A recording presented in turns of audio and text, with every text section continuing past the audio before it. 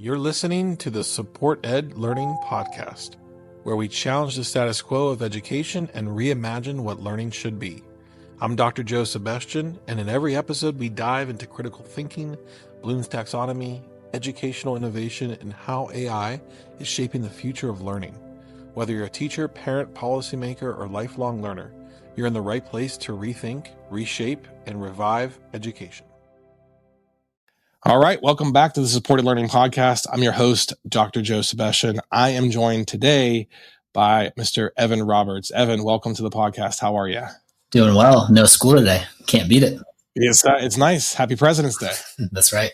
Evan, you are the founder and head teacher at Math Made Simple Tutoring. You have over a decade of experience as an academic coach and an educator.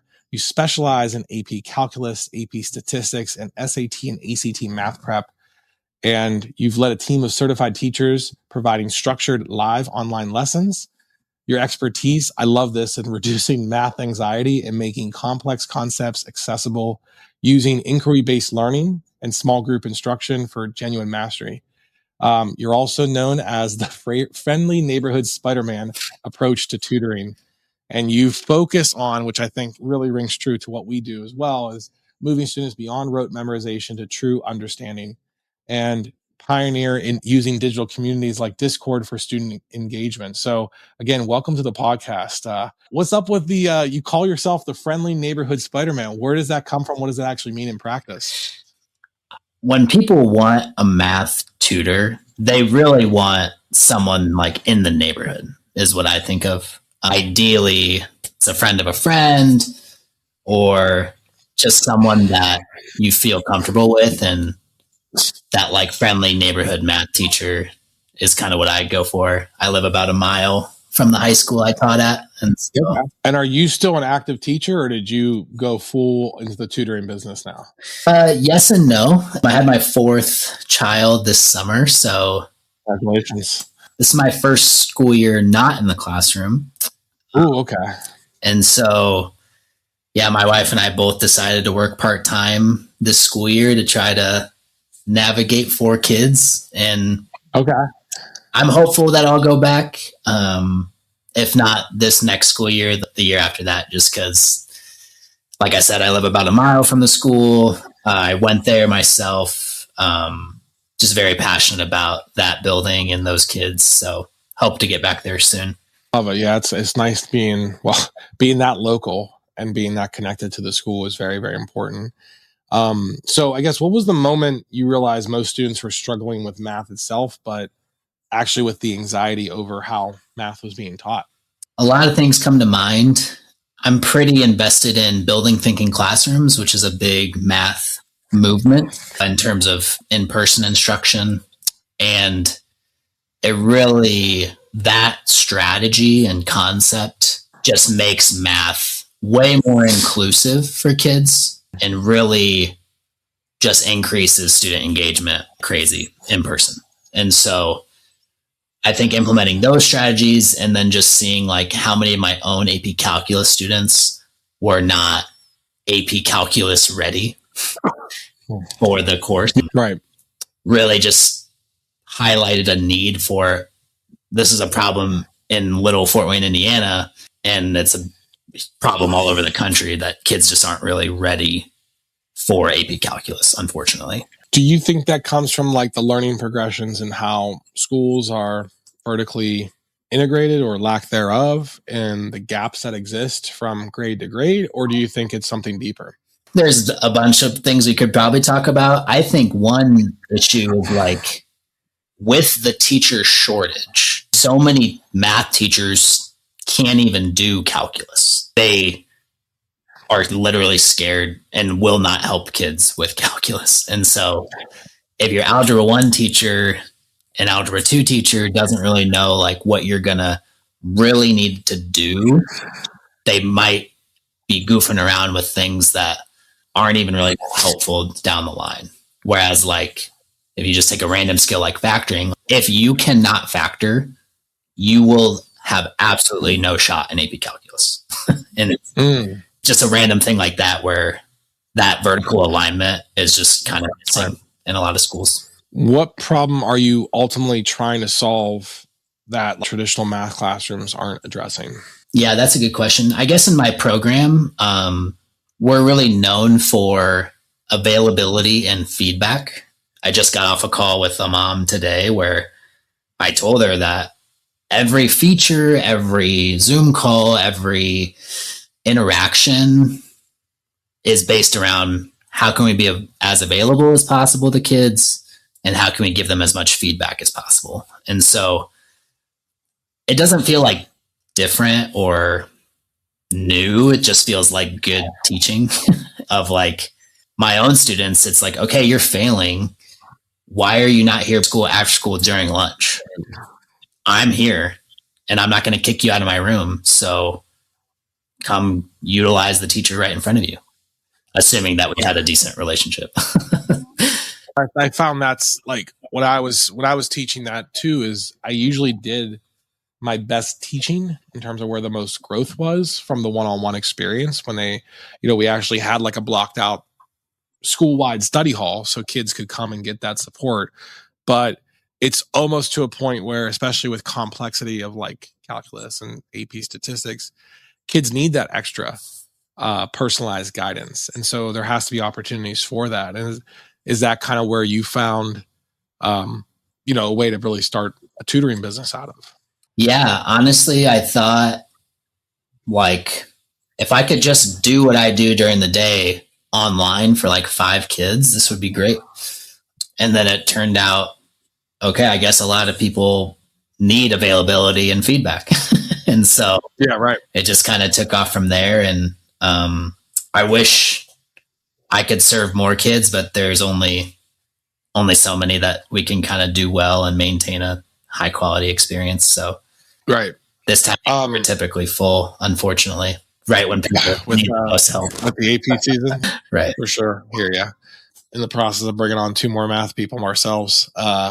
So we use Slack for student engagement. You use Discord.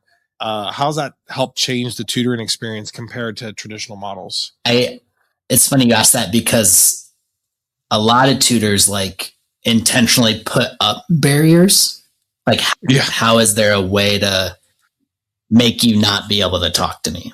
Is the the vibe, and they're almost like protecting their tutors from kids being too involved in like messaging outside the sessions. But I kind of flip that on its head, and it's like, no, you should message me.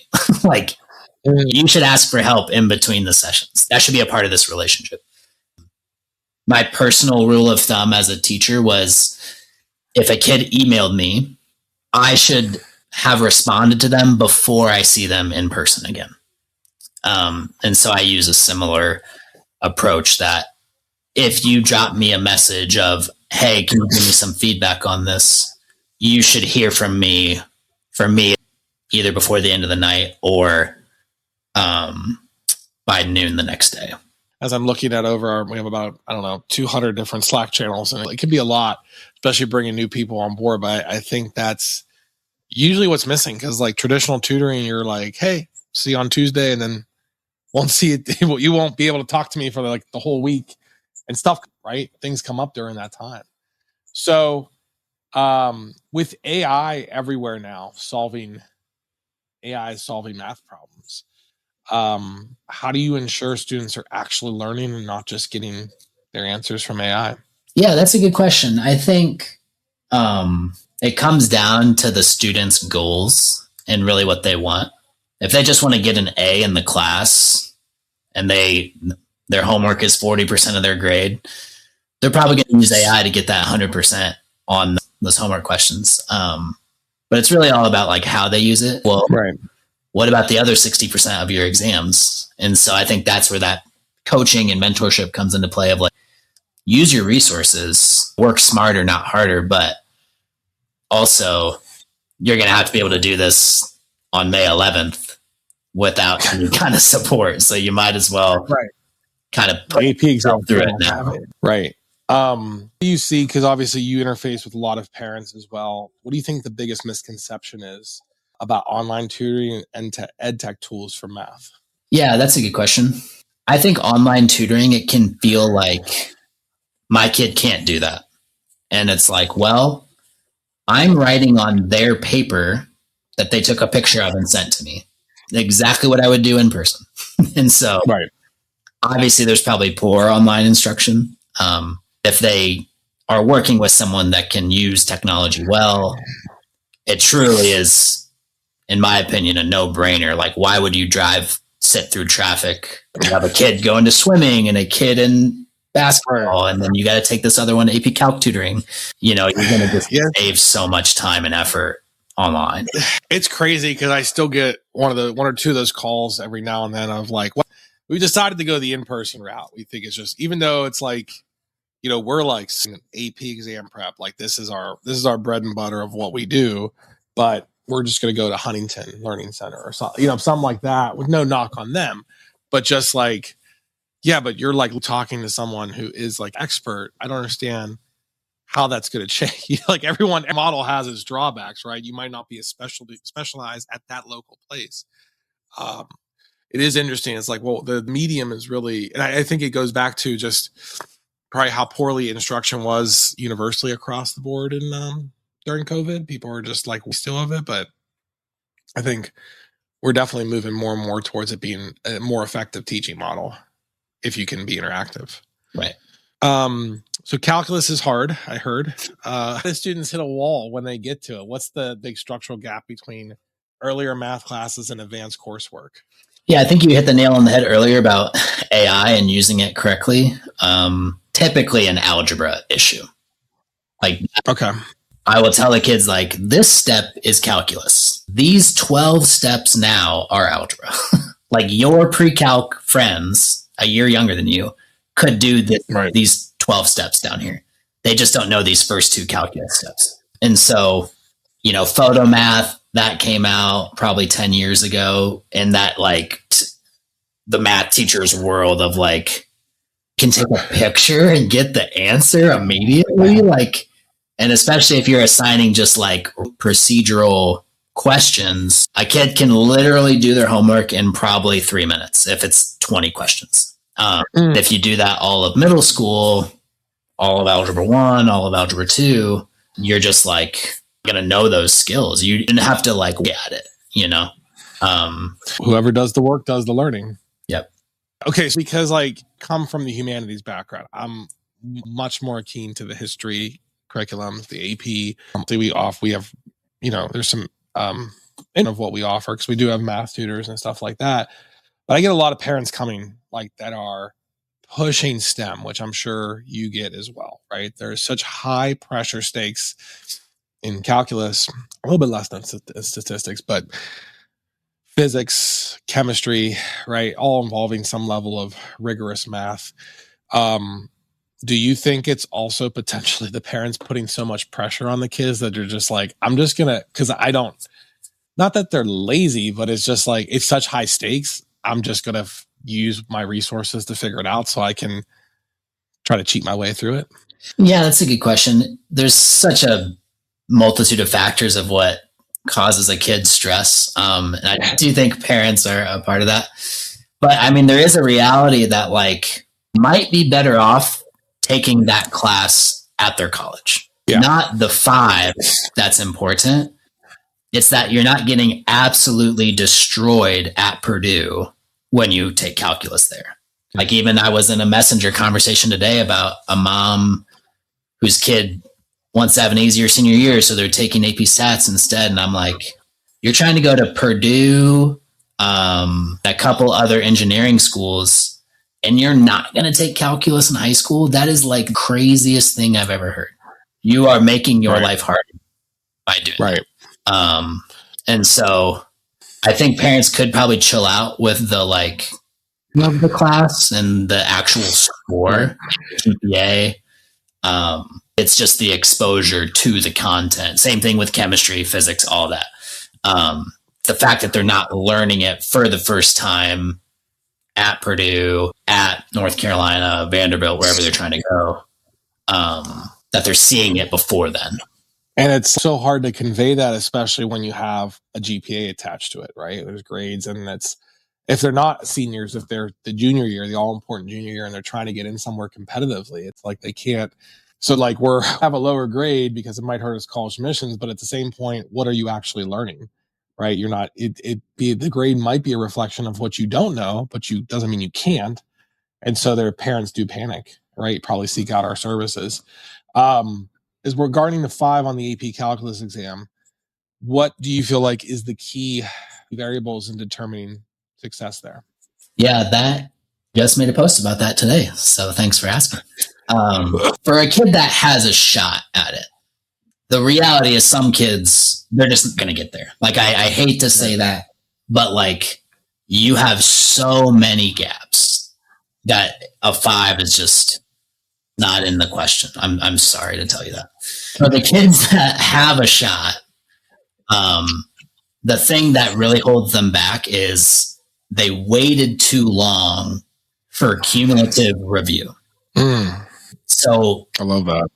My February prep feels early, and I'm like, I get that it feels early, but you have spring break of your senior year. You have prom. My high school always schedules prom the weekend before calculus. It doesn't matter. It just somehow always happens. Right. The week before the AP test. And so I tell my kids, like, multiple choice Monday, you're doing a unit 2 question. I know we're in unit 7, but you forgot all of the unit 2 stuff. If they start doing that in April, that's not terrible. You're at least a month out, but like, let's make your life easier and just do it starting in February. Yeah, it baffles me because we'll enroll kids mostly all the way up, potentially to the exam, sometimes at our own detriment. It's right. Like they're panic, and it's like I don't want to say no, and I'm like, you have to have realistic expectations of what's going to happen. But yeah, I've seen the 12-week kind of like demarcation, 12 to 10 weeks out because of the flexibility. Because I'm like, listen, spring for some reason flies by, even though March for teachers and administrators sucks. But like, you blink and you're already in April, and there's spring break, like you said, people get sick, there's traveling, there's all kinds of different demands on kids' attention. And then when the sun starts coming out, I don't want to be anywhere near education, right? Like, it's like we have a preview of summer, and it's just, I have not seen it done well inside of 4 weeks. Like, and that's what crazy is most schools are set up for that, right? They're like, we're ending our curriculum by April. We're ending our curriculum with 2 weeks left. And I'm like, you're waiting to start review.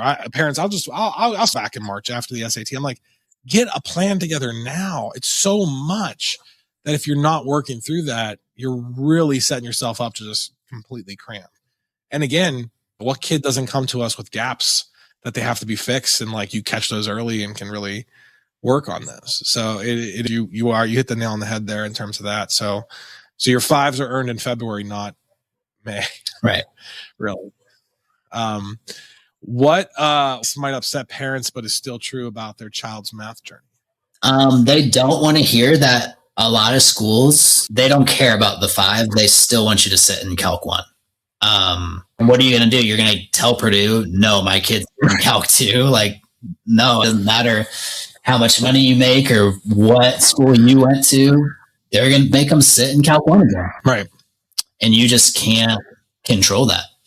A lot of, like, Dan Meyer is a big math person I followed for a long time. And he's like, why are we rushing through calculus? Like, these kids taking Diffie-Q and linear algebra in high school, like, it's a flex, right? Like, status thing, you look good. But, like, Purdue still wants you to take their Diffie-Q class.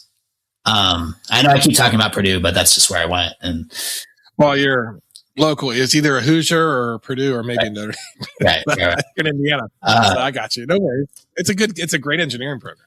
Right. And so these they get so accelerated. It's like, to what end? Like, so you can tell your friends you took Calc 3 in high school, but you're still sitting in that class as a freshman or sophomore in college, It's like I'm old by any means. I'm gonna be 38 this year. I don't remember anyone flexing on other kids in high school by the level of math they took, but I get it because I went in schools that is just like, yeah, you're in discrete. discrete. What does that mean? Shh, don't tell anyone. Math. I don't know. It's like, I didn't get past. I don't think I got past calculus. Love that. I can't remember. I did not. I was like, this is not. I'm good. I want to tell you my AP Lang exam score. So yeah. Yeah, no worries. I didn't do well on my AP US history. I ended up becoming like it's not. It's really I just did no. I had the same thing. AP US history. I remember we did zero prep for it or very little prep for it, and the exam was on prom day. Like the entire school got out half day, and we had the afternoon AP US exam, and none of us cared. Like, like we're like we do not want to be here. So it's like, I don't know why college board does that to kids, but it was bad. It was the Friday of prom. I definitely remember that. So, I guess if you could change one thing about how high school prepares students for advanced math, what would it be? Oh, that's a great question. There's so many problems, but I think one is like, how do we give teachers the space to like get better at the actual job? Like so much of my time went to like things that didn't help me get better at AP Calc teaching. I had to be like motivated to win. For example, like my teacher was my AP Calc teacher, my football coach. So like he's king in my world. Right. And so right. I wasn't going to I never beat him. His scores were always higher than mine, unfortunately. Yeah. I was like, well, you're not going to beat me by that much. Like, I'm going to like compete here, you know? I gotcha. Without that kind of like internal drive to do well and do right by my kids, so many teachers just don't have the like stamina to like listen to a teaching podcast after school or do some free professional development because they're just like stuck in dumb meetings about changes at the state level, you know, or whatever. And so my principal tried to like protect us from that, like annoying. He wasn't always successful. And so that is a huge issue, is that teachers just don't have the like capacity. It just keeps put more on without taking any off. Right. What was the most meaningful change you've seen when a student moves beyond rote memorization to genuine mastery? Yeah, I mean, I did building thinking classrooms earlier, but like of creating a of thinkers and learners. I saw kids that were like in years past in like a math class would be like completely checked out, not engaged. And the gift I was able to give a kid like that, like this girl named Emily comes to mind, of just like her, the class was structured, gave her the space to like learn with others and not just like put her head down for the whole second semester. And so the way of vertical learning, where they're standing in groups with one marker on a whiteboard, thinking together and not just memorizing a procedure, like just scooped up a lot of those kids that otherwise would just be fully checked out. Gotcha.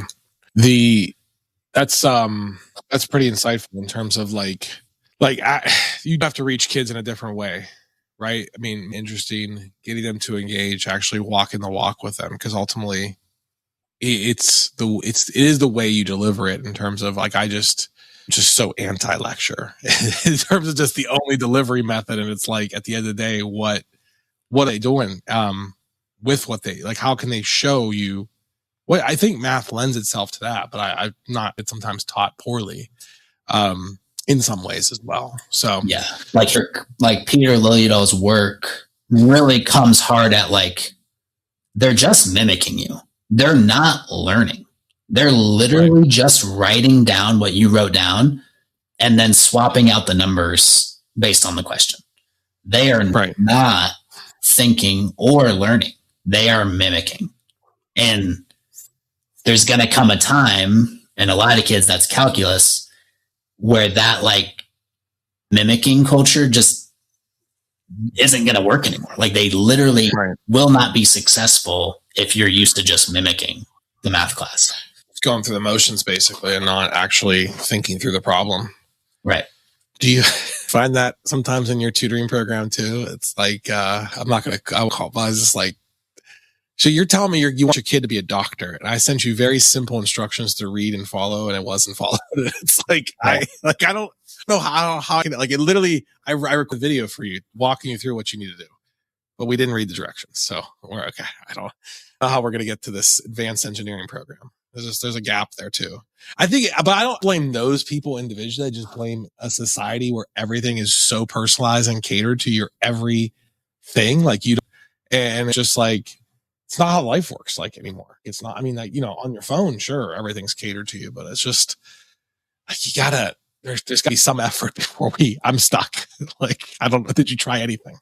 So, do you find that too? That sometimes happens? Yeah, I think that can be the pushback with families of my program is that there's like, they can learn with other kids. And I'm like, what are you talking about?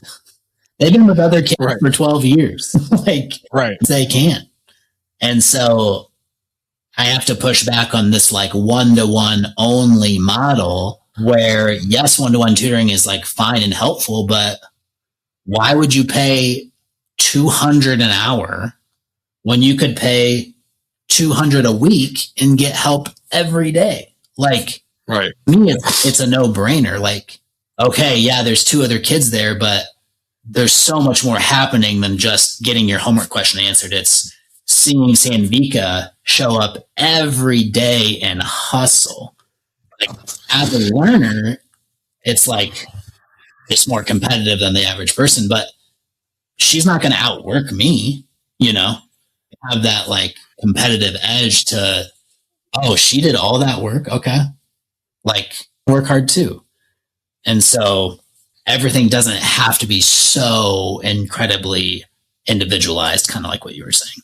Yeah, I find that too. Because we have a blend of one-on-one, we have group classes, but I don't charge enough for our one. Based on what you just threw out there, you probably don't charge enough for our one-on-one services. But it's just like, what? But it's like, at the end of the day, it's like, because they're in a classroom full of 30 kids and they're probably quiet, they're not actually engaged, they're just sitting and getting, doesn't mean that group instruction is wrong. Like, I mean, group instruction for the rest of their lives, basically, if their college career too is not, there's a time and place. Like, sometimes you do need some personalized things, but yeah, you are right about that. I found that too. So, we are coming to the point of the podcast where we do rapid fire. So you do not have, I cheat the rules of this, where you don't have to explain your answers, but I will give you the option if you want to. But it's basically just first thing that comes to your mind, and we can move on or not. If you want to explain, you can. You cool with that? Yeah. Is it one-word answers or sentences? No, you can do sentence, whatever. It just comes to mind. Again, you don't have to offer explanation, but I'm allowing you to. I'll play by the rules. All right, cool. So rapid fire. So what is the most overrated AP calculus study strategy? Doing a million questions. One thing parents overthink about their kids' math performance. That they think they're going to get an A+ forever in math. One thing parents underthink about their kids' math performance. I don't know if I know how to answer it with that underthinking thing, but they don't realize the importance of going in for extra help. Okay. If you could whisper one piece of advice to a parent of a 9th grader about preparing for AP math, what would it be? It would be master every possible algebra skill the next 2 years. And then one thing AI will never replace in math education. I don't know if I hope it never does, but like the ability to like speak back. It can like type back and you can like play it.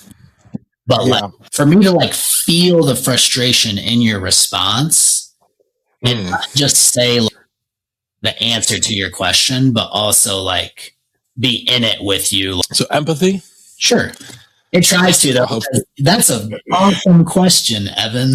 I'm sorry you're stressed about that, Evan. It tries. Once Elon Musk gets ahead of this, I'm sure. Yeah. We'll probably build something with empathy. So, okay. Evan, where can you, again, for being on the podcast, can people find you if they want to learn more about what you do, what you offer, how you serve people and kids? Yeah. Probably just mathmadesimpletutoring.com. I am a teacher, not a web developer. So sometimes they're like, there wasn't much on the website. And I'm like, do you want me to help? There's not. Do you want me to help your kid or focus on my website? Like, I'm going to help the kids. So it's so fun. It's so true. This episode is brought to you by Supported Tutoring, where we don't just help students get better grades, we help them become critical thinkers. Whether it's mastering AP exams, maximizing college applications, or building lifelong learning habits, our expert tutors focus on critical thinking, confidence, and real growth. Head to supportedtutoring.com to find the support your student deserves. You have a Facebook group too, right? Yeah. College admission secrets for parents of STEM kids. There is a lot of good people in there. I really try to make sure it's teachers or legitimate counselors, not just people charging $20K packages to promise you'll get into Harvard and then you don't even get into your state school or whatever. So, a lot of good people in there offering some pretty solid advice. That's awesome. And did you start that or after you were tutoring? Probably like in the beginning. Okay. Yeah. We're coming to a point where we're like growing pretty fast and we get let's get that once a week now just by the lead volume. And like, hey, I was looking at I was trying to find reviews on your website. Like, it's just nothing much. I'm like, hey, when I started this business, I literally formed a website. I took like 2 months on Squarespace, built a beautiful website. Guess how much business I got? Nothing. For an entire year.